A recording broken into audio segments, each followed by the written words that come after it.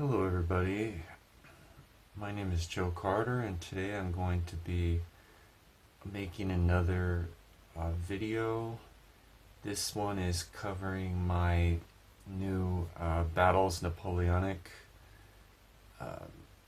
game. It's a tabletop war game depicting battles during the Napoleonic period between the French and British army sometime in the very early 1800s, the Napoleonic Wars basically. And this is the 6th game in the series, and this will probably be the final one. And it's basically a tactical skirmish game which consists of either 5 or 10 randomized linked battles, and it's a single player or 2 players, and the single player has an advanced bot AI which attempts to make decisions based on its its surroundings or the current situation on the map. And so anyway, that's pretty much covers the basics of that. Let's see, I'm going to go ahead and explain the components first. Okay, let me see. Just 1 second, let me get my marker, my pointer marker.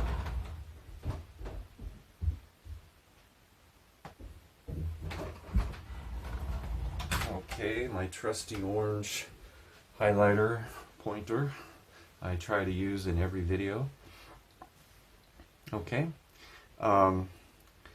let's see here. I already have a game going. This is my second battle in my current campaign game, 5-game campaign. And let me go ahead and explain to you the components very quickly. First, these two are these are the army status sheets. This is for single player, this is the enemy, this is the British army status sheet, and you can see I have these in hard clear holders. And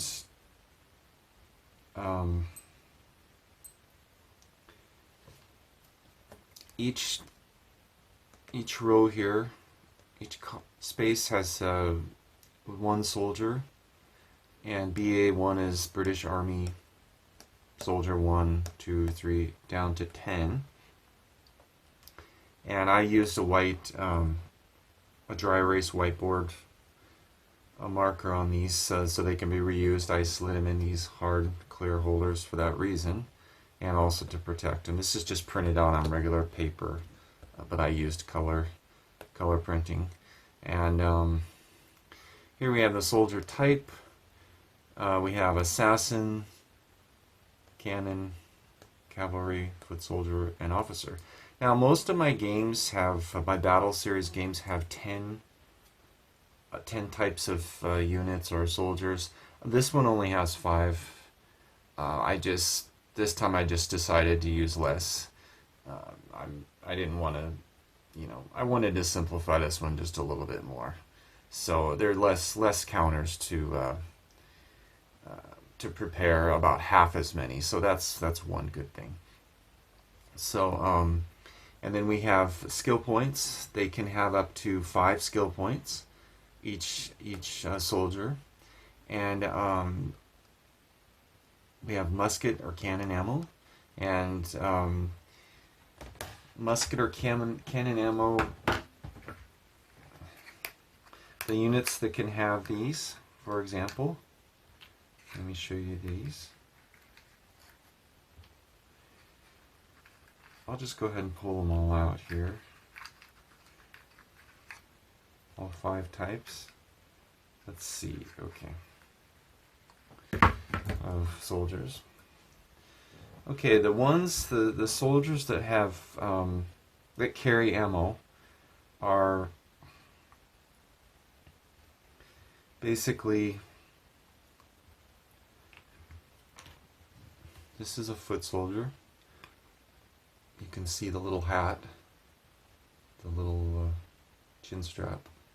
The blue represents the French, and the red represents the British army. And so they carry muskets.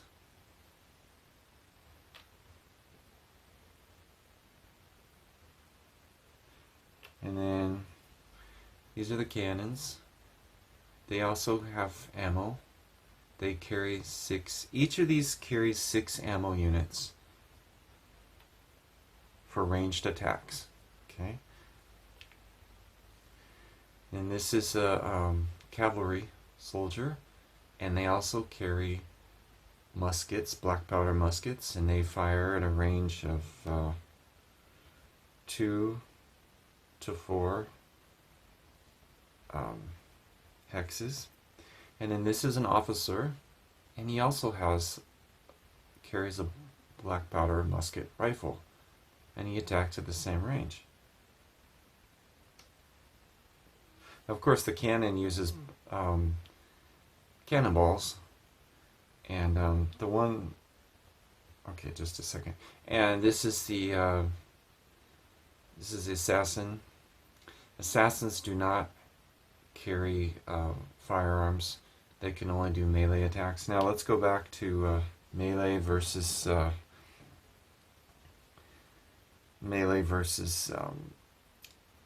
ranged attacks. Now these 4, the foot soldier, the cavalry, the cannon, actually not the cannon, let's do it. The cannon, not the cannon, okay, and the, yeah, just these 3 actually, and the officer, they can do both ranged attacks with the black powder muskets, or they can also do melee attacks at a range of 1 hex. Now the melee attacks, basically the officers use their sabers to do melee attacks, and the cavalry units soldiers also use their sabers at a range of 1 hex.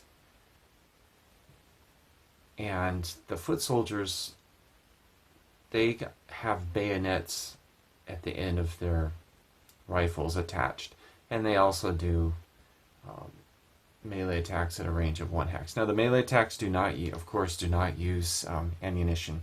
So when you're fighting against, if you're doing a single player, you're playing as the French, of course, the British Army will attack at a range of whatever range they're at. They'll use that type of attack. Now the enemy, the AI bot British soldiers, they cannot run out of ammunition. Okay, I did that for playability reasons, because it would be too easy for players to dupe the AI bot to run out of ammunition very quickly. So they cannot run out of ammunition, so it's not tracked. But the French, in a single player game, the French player does track their ammunition. Now once they run out of ammunition, they can still do melee attacks at a range of 1 hex. So so when a unit is killed, when a soldier is killed on the battlefield, on the map, at the end of the combat round, if it's a soldier that's carrying black powder, whether it's a friendly or enemy, if it's a friendly, you can, if you're within 1 hex, okay, let's say he was killed, this foot soldier, and my officer only has 2 black powder left. Okay, 6. Let's say he used 4, and he only has 2 left. And let's say the foot soldier was killed, but he still had 5 black powder units. Okay, the officer can pick up the remaining, however many he can refill to a maximum of 6 units. He can pick it up from the dead soldier, or he can also pick it up from a dead enemy soldier. If it's any soldier that's carrying a black powder rifle, for example, the cavalry, foot soldier, or another officer, whether it's friendly or enemy. Now, if it's an enemy, you're going to roll to see how many black powder units are recovered, ammunition units are recovered from that dead enemy soldier. Now, if you're doing a 2-player game, both players are, of course, going to be tracking their ammunition, so you don't have to roll if you're recovering ammunition. Now, the exception is the cannons. The cannons cannot pick up more cannonballs, if you want to say, from KI-8 cannons. So that's the one exception. Once they run out of ammunition, they cannot attack anymore. They're very powerful, but they do run out of ammunition for the player. And once they run out of ammunition, like I said, they cannot attack anymore. And they will, they are not able to do melee attacks. So they're pretty much, useless after you use up the ammunition. You just want to protect them so they're not killed, because you'll lose victory points. So, okay, let's see. So each unit type, each soldier type can move a certain amount. So let me go down here. I don't know if you can see this, but down here at the bottom I put down minimum maximum attack ranges, day and night. So assassin can attack 1-1, minimum maximum. So they can only attack at a range of 1 hex. Assassins are pretty powerful. They're pretty deadly, but they're expensive to recruit, and they cannot do ranged attacks because they only carry daggers. And then the cannon can attack during the daytime from a range of 2 to 8. The cannons cannot attack at a range of 1 hex. Okay, they have minimum range is 2 hexes. So maybe here would be the closest they can attack. If it's at a range of 1 hex and it's an enemy, they try to move away to the minimum range. If they're right, if an enemy is right next to them, the players, one of the player's soldiers is right next to them, they try to move away and then fire. So, and then cavalry, saber, they attack at a range of 1 hex, minimum maximum, and then that's a melee. And then musket, cavalry musket is minimum 2, and then their maximum range is 4 hexes. So the maximum range for muskets is basically 4 during the daytime.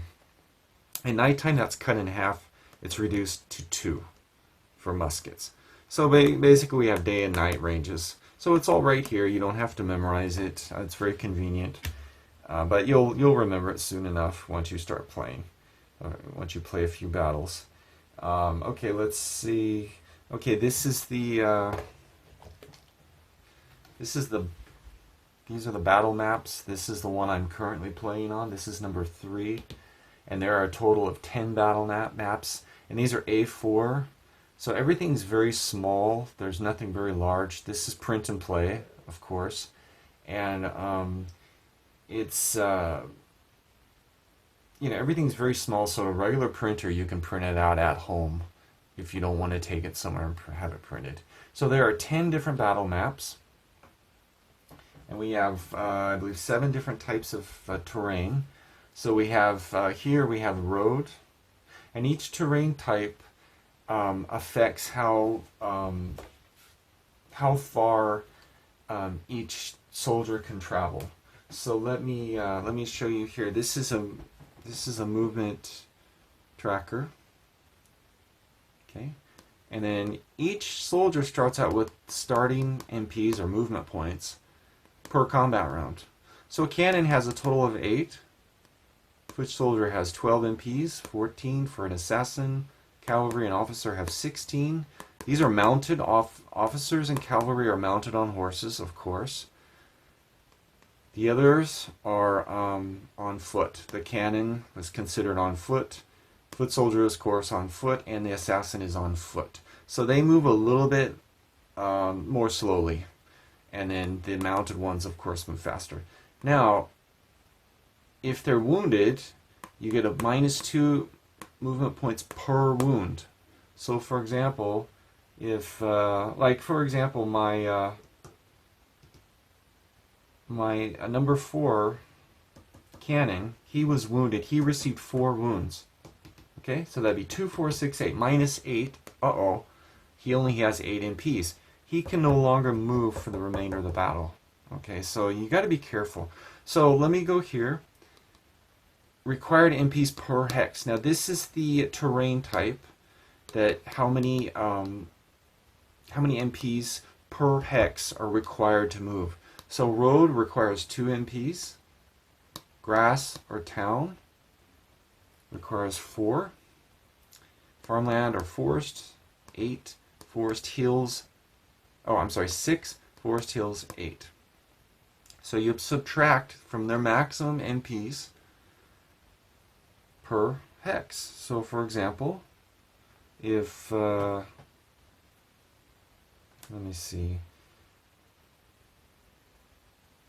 Okay, my officer is in the hills. These are forest hills. And he has 16 starting. Okay. And then he's going to do -8 per forest hills hex. So -8, -16. So he only has a total of 16, so he can only move 2 times in the forest hills terrain. Okay, and then he cannot move any more. And then he can attack, or there are 3 choices you can do during combat, per combat round. So you can just hold, do nothing. Okay, you can move only, no attack, or actually 4. Or you can move and attack, or you can just hold and attack. Okay, it's your choice. But the last action is attack. You cannot attack, then move. You can't do that. You have to go in the order that the tables show. Okay, so this is pretty basic. And then this is the my little star counter. And then this is the tracker, 16. These are MPs.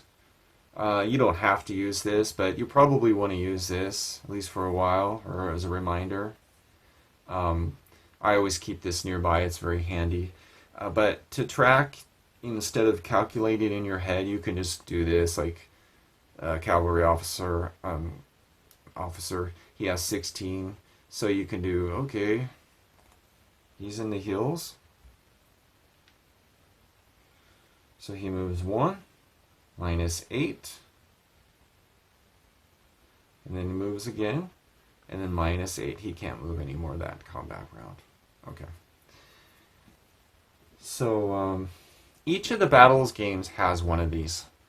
So you can, like here's Battles Medieval. It has the same thing. Soldier type, and then how many MPs they have, and then, castle or different terrains, village. Okay, so let me show you some of these battle maps. Here's 6. This is open grass terrain. This is lake. Water terrain cannot be crossed. And then here we have forest terrain, grass, and more forest. Let's see. Okay, here we have farmland terrain. And here we have town terrain. And I think that just about covers them all. Now, each terrain type, some terrain types block line of sight. So for example, forest terrain blocks line of sight. Forest hills terrain blocks line of sight for attacking. There is no fog of war in this game. I did it. I chose not to include that for playability reasons for the AI. It just would have created too many problems. So for playability, the player always knows where the enemy is, and the enemy always knows where the player is. The player's soldiers. So let's see. Town hexes also block line of sight, and forest hills also blocks line of sight.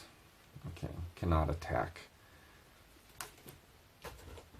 But let me explain something real quick. Now, this in the quick start guide, this is illustrated, but I'll explain it here. Let's see. For example, let me see if I can set up an example here. Okay, this is a good example.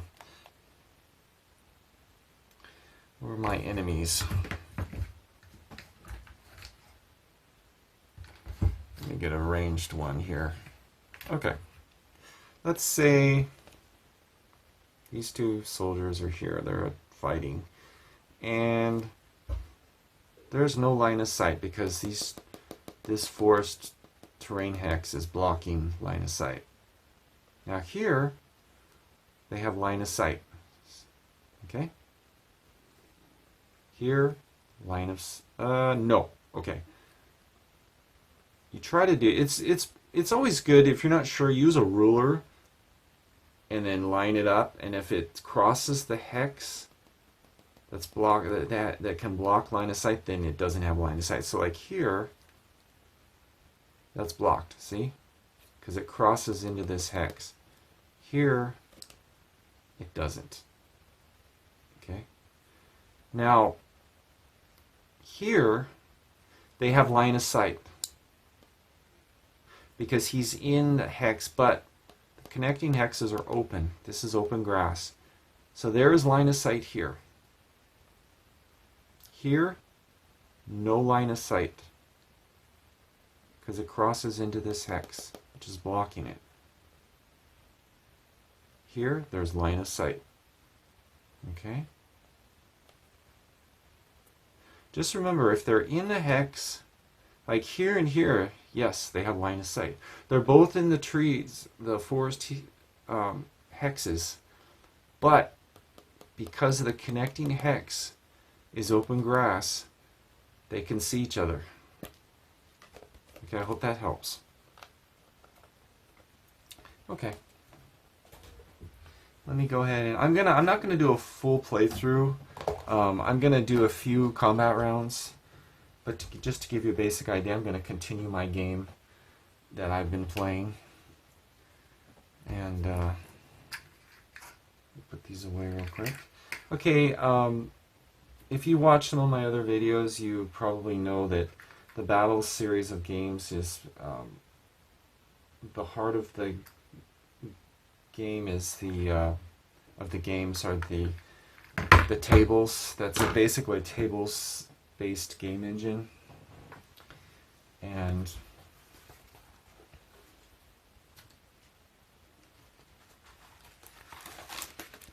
this is and see, this is cool because this is pretty compact. I have this is medieval, Napoleonic, North Africa, and Western Europe. I have 4 Battles games in one thin folder. That's pretty compact and convenient. So it works really well. The Battles games don't have that many tables compared to some of my other game titles, my narrative war games. So, and then the table footprint is quite small. So you can put this on a small table, no problem. It only uses 3 sheets here next to each other. So basically what you do is each battle is set up, randomized. The whole game is randomized. Like I said, it's there's either 5 or 10. Let me go ahead and show you this campaign sheet. This is a short campaign log sheet, and you can choose, if you're doing 2-player, you can mark player 1, player 2. You can choose who's who, and you have the battle number 1 to 5. Now the short campaign is 1 to 5, is 5 battles, and the long campaign is 10 linked battles. So here we have meeting engagement, battle type. There's 3 types of battles: meeting engagement, where they both meet on the battlefield, and then town attack, where they are defending a town, the enemy, and you have to attack. And then town defense, you have to defend town hexes from the enemy entering those hexes. And if any enemy soldier enters any town hex, you lose the battle.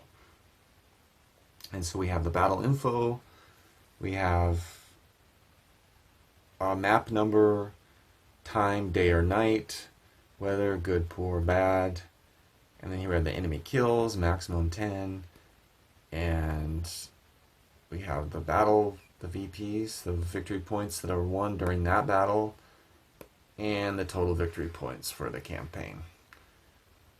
And then down here you can track how many bonus points you have. Now bonus points are used for several things. They're used for recruiting new soldiers. They're used for healing wounded soldiers. If they're wounded during battle and they survive, but either by exiting the map or by entering one of the star hexes, if you're doing single player. These are star hexes. Well, you probably can't see it. It's overlaid on the graphic. And between battles, you can heal them. Like 1 victory point, 1 bonus point per wound removed. You have to spend.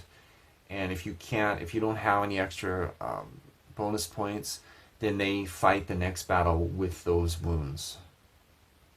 Or you can just leave them out of the battle, leave them off to the side. But you can't replace them. They have to remain one of your soldiers. And then thirdly, the bonus points can be used to increase the soldier's skills. Okay, each soldier can have a maximum of 5 skill points. The enemy has randomized everything each battle.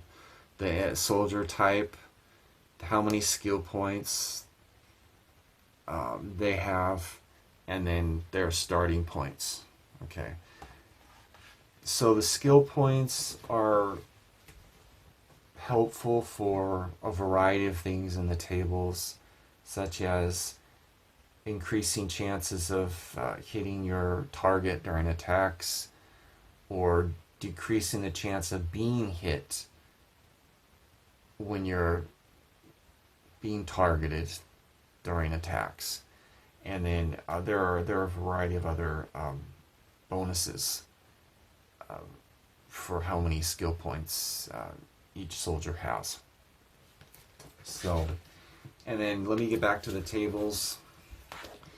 Each table goes in alphabetical or numerical order. So you're going to basically follow the tables in a certain order.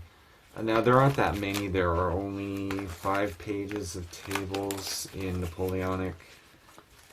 6 pages. Okay, I'm sorry, 6 pages. And you basically just follow them in alphabetical numerical order. unless it's noted otherwise. So the rules, most of the rules are integrated into the tables as notes, so you don't need to memorize very much at all in any of my games, my game designs. That was one thing I was very careful and insistent, was that I made my games very easy to learn and very easy to simply put away, maybe for 6 months or even a year, and then just pick them up again without having to memorize a bunch of complicated rules and have a rule book. I don't even have rule books, I just have quick start guides. So there's a lot of content in my games, but they're still easy to learn and easy to play, basically. So here we have the setup tables for each battle. You roll for battle type. Okay, first you start, it says solitaire campaign setup. Now, for not all of the battles games are two-player. Battles Vietnam and Battles South Pacific are single-player only, solitaire only. Okay. Now, Battles Medieval, Battles North Africa, Battles Western Europe, and Battles Napoleonic are all solitaire or two players. So most of them are one or two players. Okay. So then these are connected tables. Very simple. Like when you set up a new campaign game, you just go back here and you can choose 5 or 10 battles, and you can start up to 200 bonus points starting.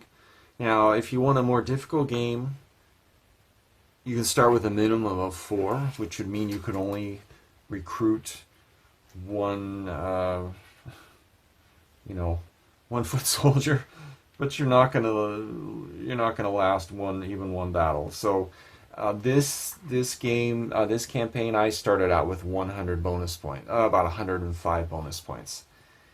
That's an average difficulty. If you want a more difficult game, you start out with less.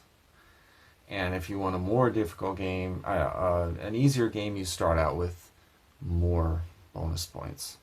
So it's very adjustable, the difficulty level. Now, if you're playing 2 players and there's like a child or something, or a younger person or somebody like your wife, and you want to give them an easier time or a better chance to win, you can start out with like 50 or 25 bonus points, and then they can start out with 200. You're probably going to lose because that's very unbalanced. But anyway, everything's very adjustable, and I leave it to the players to choose what difficulty they want, whether they want an easier game or a more difficult game. It's very easy to adjust the starting difficulty.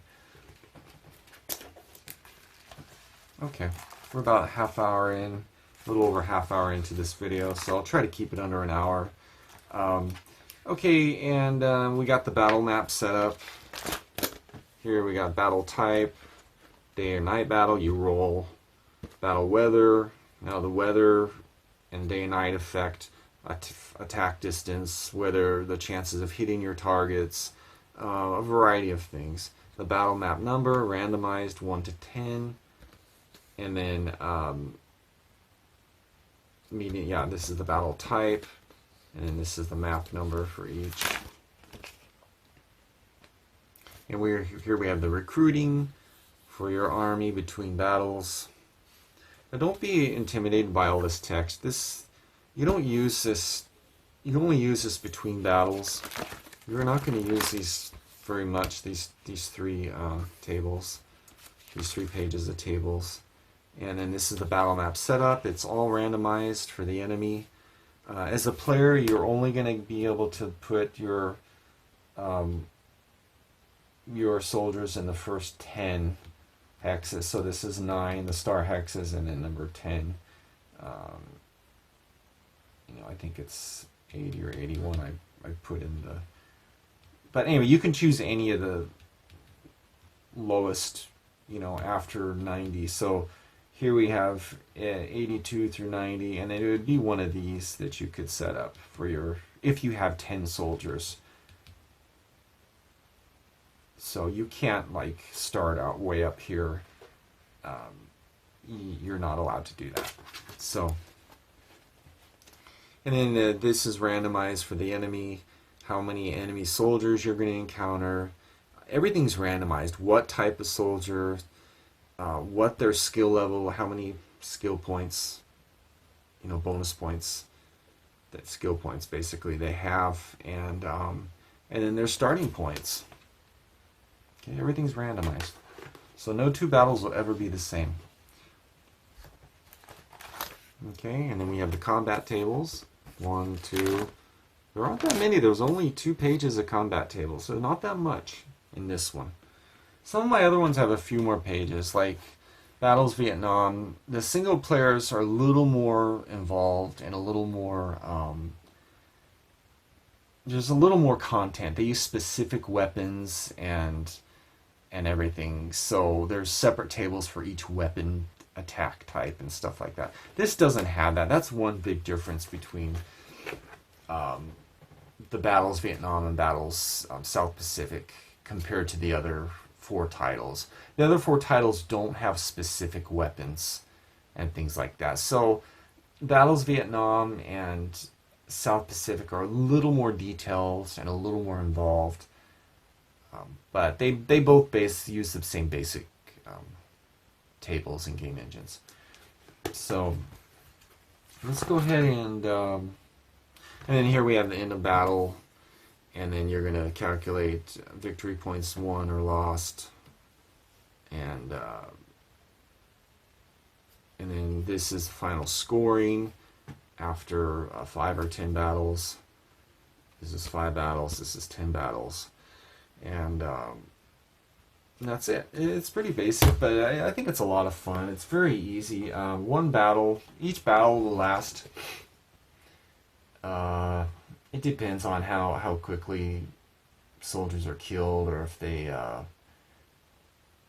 they retreat off the map. But each battle will last depends on how many soldiers there are, but between maybe 20 to 45 minutes, I'm guessing. I would say the average battle will last about 30 minutes. It depends. So it's not that long. An average campaign, a short campaign, it's going to take about 2.5 hours average if you make it through to the end. If your victory points ever go minus after the first battle, starting with the second battle, you lose the campaign. And if you do not have enough bonus points to hire or to recruit new soldiers, let's say your soldiers were all wounded or killed, and you don't have any more bonus points, the game ends. You can't continue. So you earn bonus points extra bonus points besides the ones that you start out with at the beginning of the game. You earn bonus points by by killing soldiers, enemy soldiers, and you actually lose bonus points if your soldiers are killed. See right here, it says 5, -5, and +5. So for every red soldier, basically British, you kill, you gain 5 bonus points, and every soldier that you lose 5 bonus points. And it's the same for victory points. But if you win the battle, you get 100. If you lose the battle, you lose 100 points. Okay, let me go ahead and do a couple of combat rounds just to demonstrate. I believe I'm in, I don't know, this is only the second combat round, I think. I made it stupid, you know. I was feeling pretty confident. And I went ahead and I thought, you know, basically, let me explain one more thing, a couple more things before I demonstrate this. The turn, the unit order, turn order, who attacks first, who attacks next, that's determined by this draw cup. These are draw cup counters. It's all randomized. So each unit gets to attack or move one combat round. Okay. One time only. So if I draw a 5, see, like here, I drew a 4. You know, I was feeling pretty good. I thought, you know what? I go first. I doubt that he'll be drawn next. And what do? I drew the number 4 assassin right after I drew mine, and I moved. So I was gonna try to hit the next one that came, but he was already on the road, and I drew his counter, his draw cup counter, and then he came up and boom, he attacked and almost killed my cannon soldier. So that was very stupid. Now he can't move, and he can't attack him because, you know, if he survives this combat round and then he gets his number drawn first, he can't attack because it's within the minimum, it's close to the minimum range. So, and he can't move because he has too many wounds. Okay, he has 4 wounds, so he's probably going to be killed.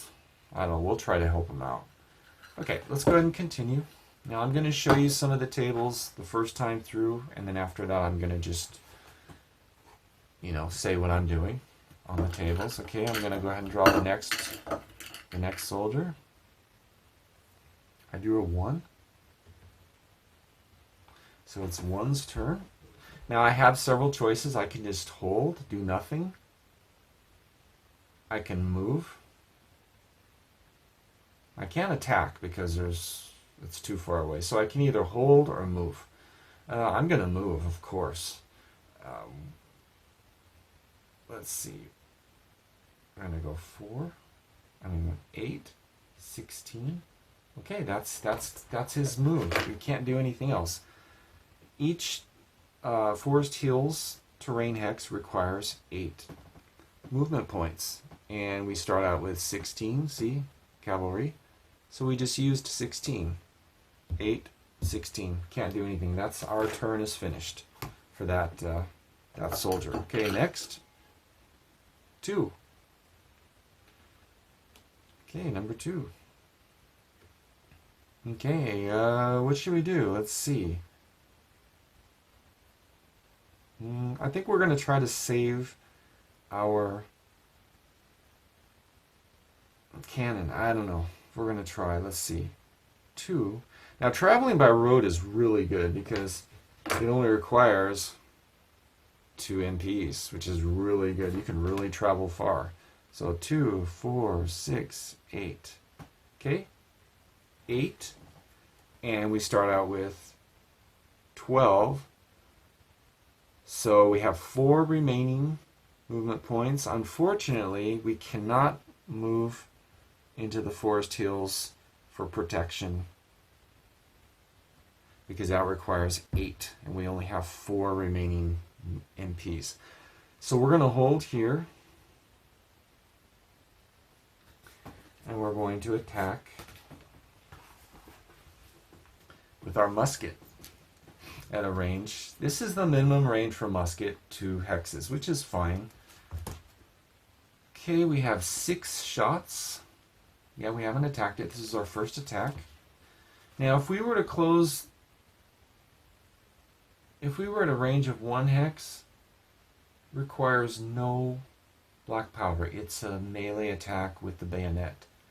But actually, this is kind of good because always remember that when you're playing a single player and the enemy AI always travels towards and attacks the closest player's soldier in line of sight. Okay? They can see everything, but they're always, it's like a Terminator. They always travel towards and attack the closest player's soldier in line of sight. Okay? So he's going to continue attacking him. I already know that. So I'm going to hide behind, I know that's not very nice, but I'm going to hide behind him. Now, let's say, for example, just for example, I was here, and it's his turn. Okay? Oh no, they're both in the same range. 1 hex. Who does he attack? So it's all explained here. Soldier attack table. Here, it says closest enemy soldier in line of sight. Now, if, note B, okay, if BA, British Army soldier, and 2 or more FA soldiers are in line of sight at the same range, roll 1d10. Now, 1 to 5 is the lowest number, 6 to 10 is the highest. So I would roll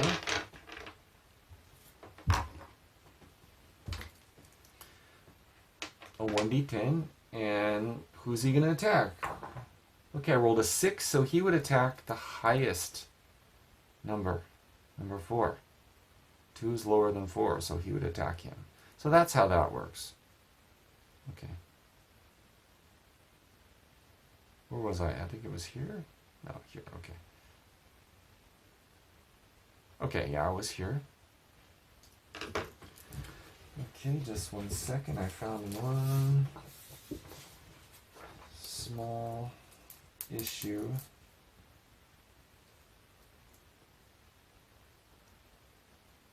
I can make a minor correction here, and I'm gonna upload this later to Wargame Vault. That's the good thing about print and play games. If I ever come across any errors or anything, I just make an update and I upload the new files, and then players can fix their game instantly. You don't have to write in anything.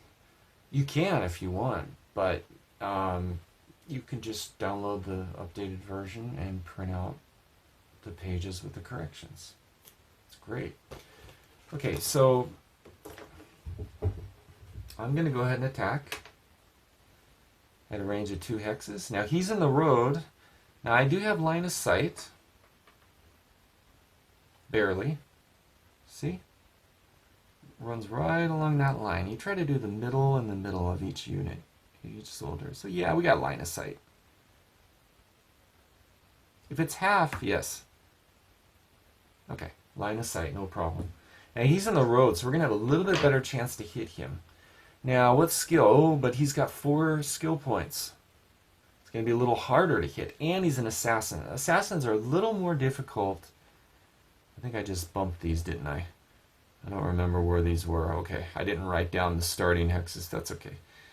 I believe they were here and I think it was like here and here, maybe. Okay, that's okay.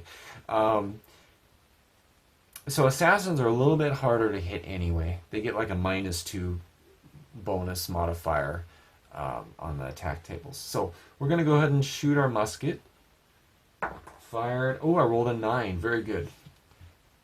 Okay, now I mark off. This is unit soldier number 2. So these all start out with 6.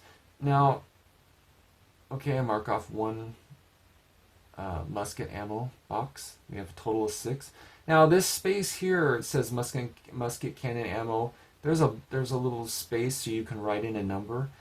The only time I suggest using that is if you use up all your ammo and then you pick up extra ammo, like let's say a KIA soldier only has 3 ammo units and you pick it up, you're going to maybe write in 3 and then you can erase. Or you can just erase, the number of boxes that you picked up. It's your choice. But either way is okay. But I like to erase the boxes and then write in,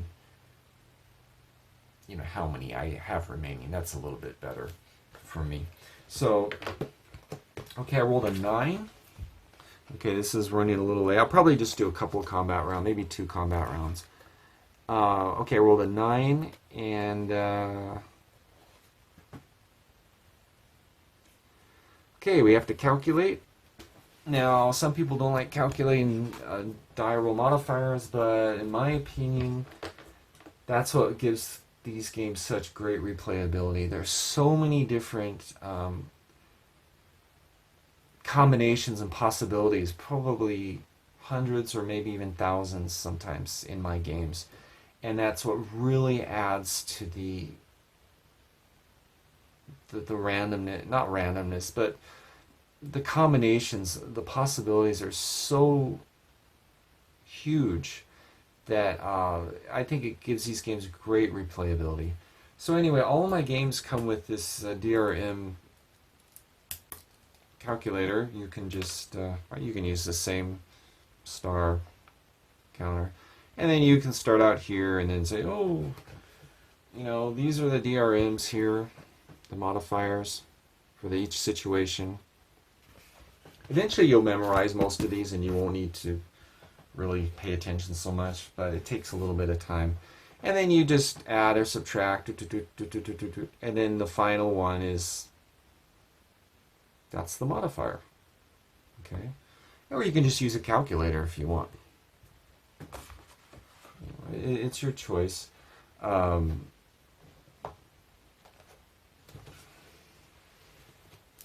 Okay, let's go ahead and calculate these real quick. I rolled a 9 for a range of 2 hexes. So let's go ahead and go down the list. I always start at the top and go like this real quick. Okay, it's poor weather. It's oh no, let's see.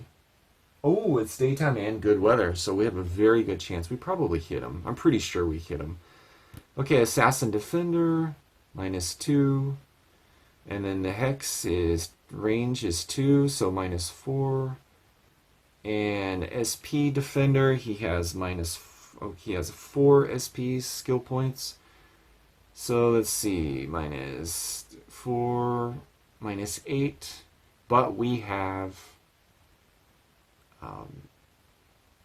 5 skill points. So that's -3, I believe. Okay. And then he's in the road, -1. That's +2, so -1. And it's a daytime, so +1. Good weather, +2, so that's +3.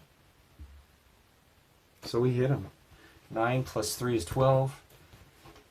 And 10 plus is a hit. So we go to table C5. And we're going to roll for wounds.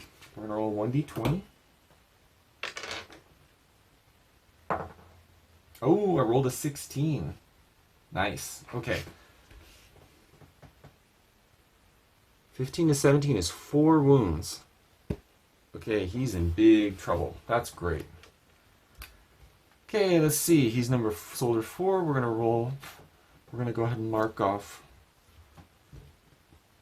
4 wounds. 1, 2, 3, 4. Now, 1 more wound and he is KIA.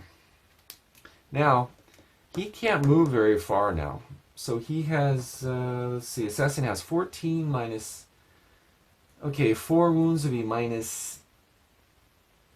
So he can only move 6, he only has 6 MPs from now on, movement points. So he's not going to be able to move hardly at all. He might not, he might run away. I'll show you here real quick. The AI bots move. Okay, I drew a 7. So let's see, 7. Okay. Now, for the AI bot's move,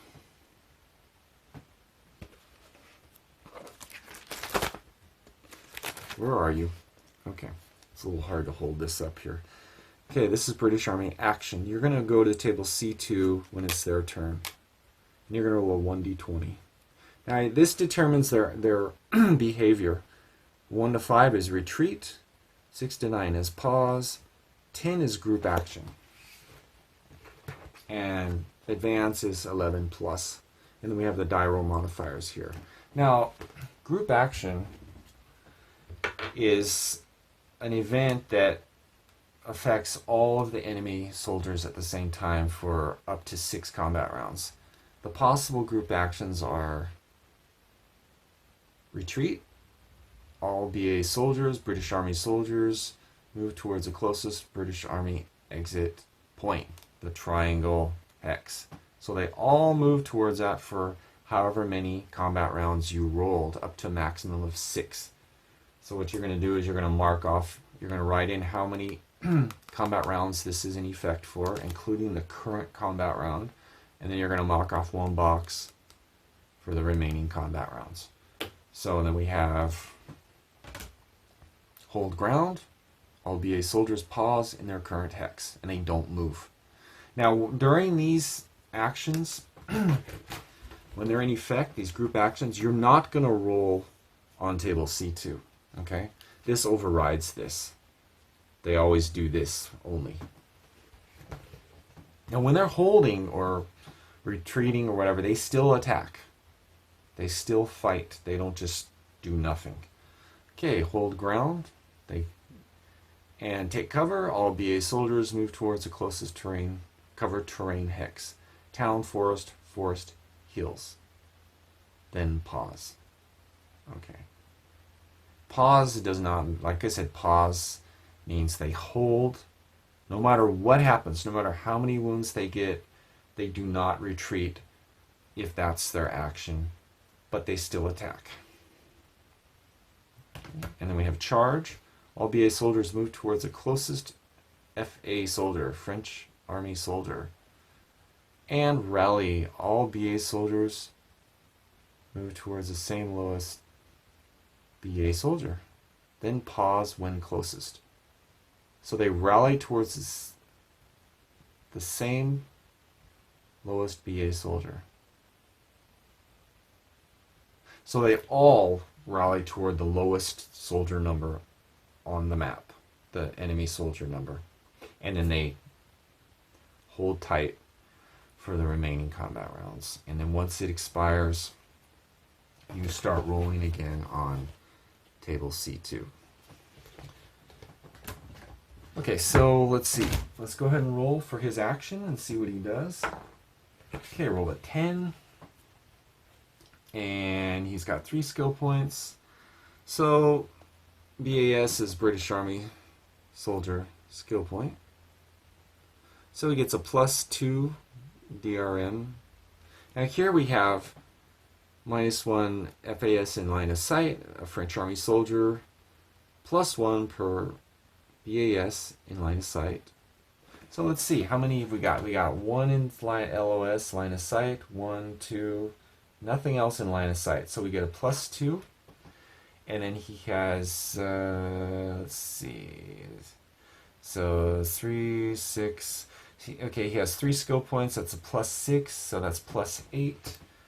And no enemies are in LOS, line of sight, so that's a +10. So he's going to advance for sure, 11 plus. Okay, so advance, he's going to go automatically, going to use the AI bot, the enemy soldiers, always attempt to use the road terrain or the easiest terrain for traveling if it's in the same general direction. Like, for example, this soldier here, he's going to try to make it to the road and then towards the nearest soldier.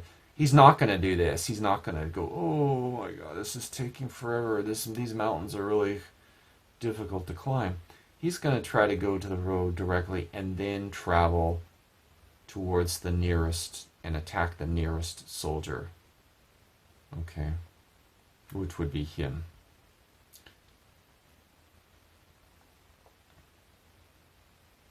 Okay, so he's gonna move. Let's see, he can move a total of 16. So 2, 4, 6, 8, 10. Now, remember that units, soldiers do not stack in this game. You can't stack a bunch of soldiers in the same hex. Only one soldier can occupy each hex. And also remember that you cannot pass an enemy soldier unit. For example, he can't do this. You can't do that. He could go like here. You can cross if it's friendly, but you can't stay in the same hex. But you can't cross if it's blocking. You can't pass through that hex. You have to go around. So I have 10. I don't know. Let's see. We have 16. Okay, we can't do. He's going to have to hold here. He's going to attack the nearest automatically. I'm going to go and roll 1d10. He's going to attack my cannon. My cannon's probably toast. Okay, he rolled a 10, which is an automatic hit. My cannon's dead. I can almost guarantee it. Okay, wow, I rolled a 2. That was lucky. No wound. But, okay, and something else I forgot to explain is the B note is if cannon, attacker, soldier is also suppressed. Cannons can suppress, this is a suppression counter. Cannons can suppress their targets if it's a hit. Okay, and suppression means they cannot move or attack for the remainder of the combat round. Like, for example, if their counter has not been drawn yet, and you do draw, they become suppressed before you draw their counter from the cup, that you have to skip their turn. They can't do anything. They can't move, they can't attack, they can't do anything. So only cannons can cause suppression.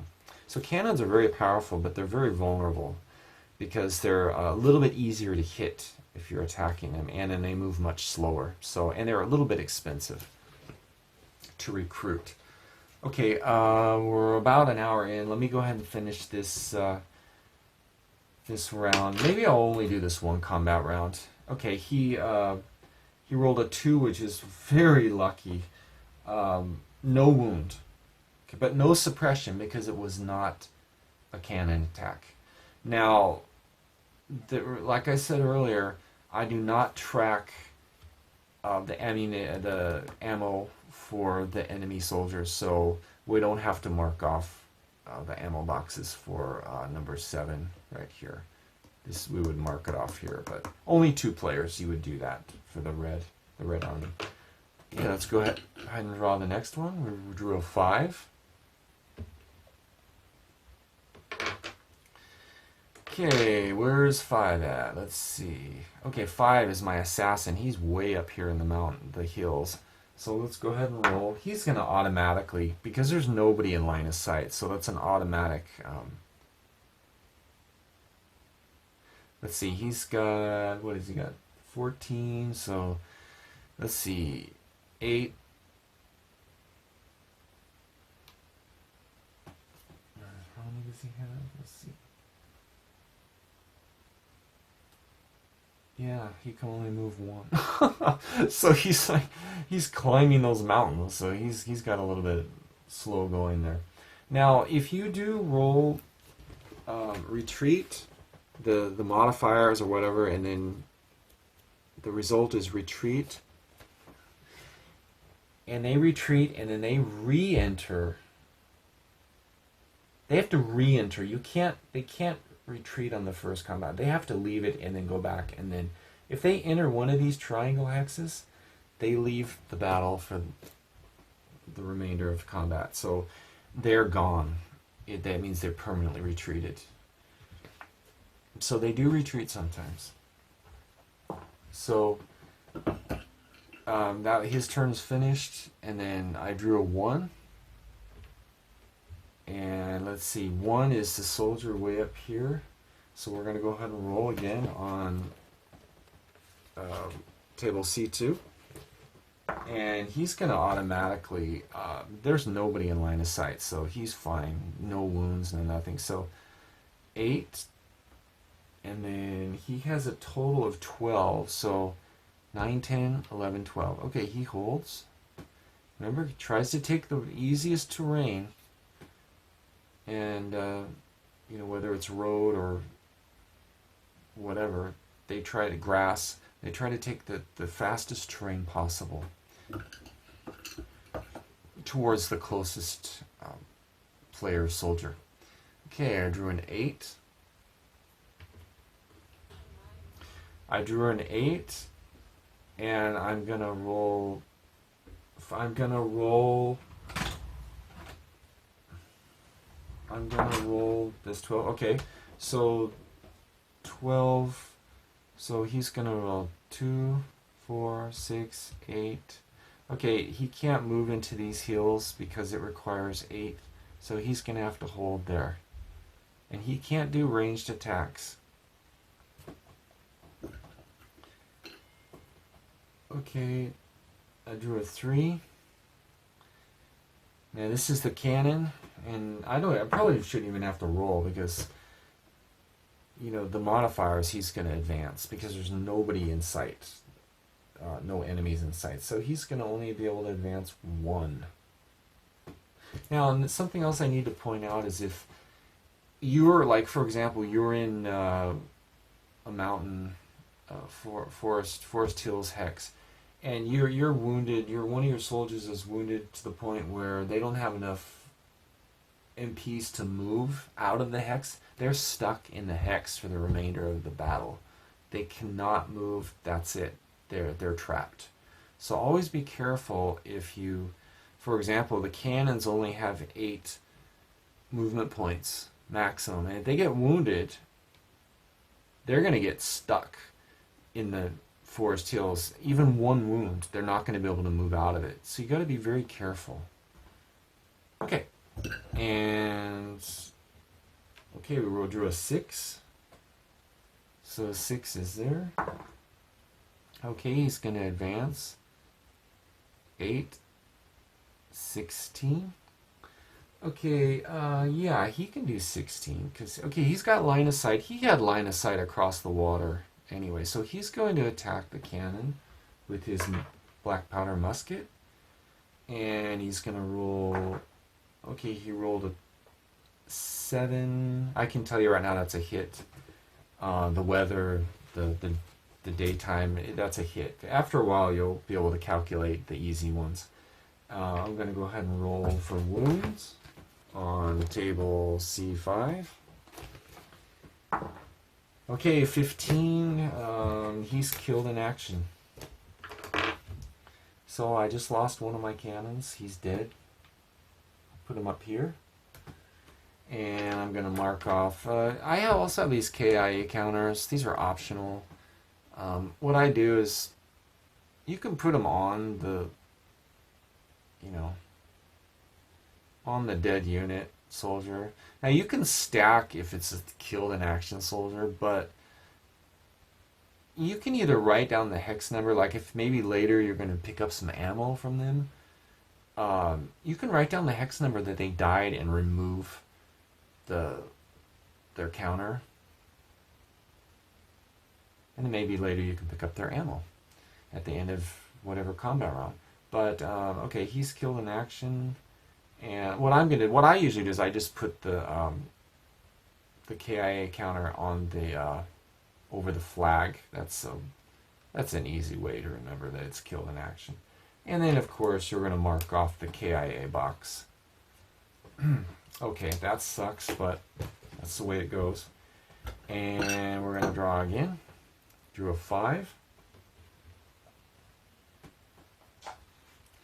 I'm going to, let's see, 8, 9, 10, 11, 12. Okay, that's his turn. It's finished. He can't do anything else. My assassin. 2. Okay, I'm not even going to roll because there's nobody in line of sight. He's going to automatically move. No wounds, no nothing. So 8, 16. You know what? Maybe, yeah, I'll give him the benefit of the doubt. We'll give him a little bit better chance here. 8, 16. That's still in the general direction. Now he has line of sight because water does not block line of sight, and neither does road. And he's going to fire on my soldier. Now here I have these attack and defend counters. These help a little bit to keep track of who's attacking, who's defending. If you have a crowded map like this. Okay, he's going to attack with... Oh, I rolled a 10. Okay, his black powder, we have a maximum range of 4 hexes. 1, 2, 3. Yeah, he's within range. Great. He just hit my soldier in the road. Oh, I rolled a 2. Okay, superficial, but he is suppressed. But it doesn't really matter because I already drew his counter earlier, so no, it's really no effect. Okay, that's the end of the combat round. And at the end of the combat round, you remove any suppression counters. They're only suppressed for 1 combat round. And I think I'm going to end the video here. It's a little bit over an hour. And I hope you enjoyed this video. The game's a lot of fun. And I put a lot of time and effort into it. And I hope that players feel like they got their money's worth when they play these games. And like I said, this will probably be the final title in the series. I wasn't gonna make this one, but I had several requests, and then I decided to do it, and I feel like it actually turned out pretty good. Each game title offers a different experience. There are a lot of subtle differences that maybe you might not notice right away, but the more you play it, the more you'll see, oh, this is different, that's different. And yeah, it's a lot of fun. And I hope you enjoy it, and I'll put a link in the down below in the video for the Wargame Vault page for the game. And also there's I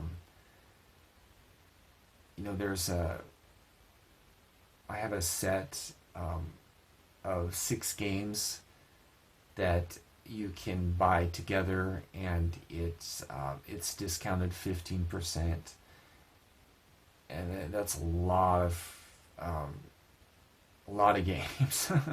So the counters, there aren't that many counters to prepare for this title. I use blank counters from Decision Games, and I cut each one out individually, and I think they turn out pretty nicely. They're nice and thick, and I print these out on matte photo paper, and then I cut them out individually, and I paste them with a glue stick, and I can do about 2 per minute. So this took me about an hour and a half total to cut them all out with scissors. I cut them out by hand with scissors, and to assemble them. So it's not too bad. Some of my games have like my what was it? River Rat Silty, and there's like 400 counters.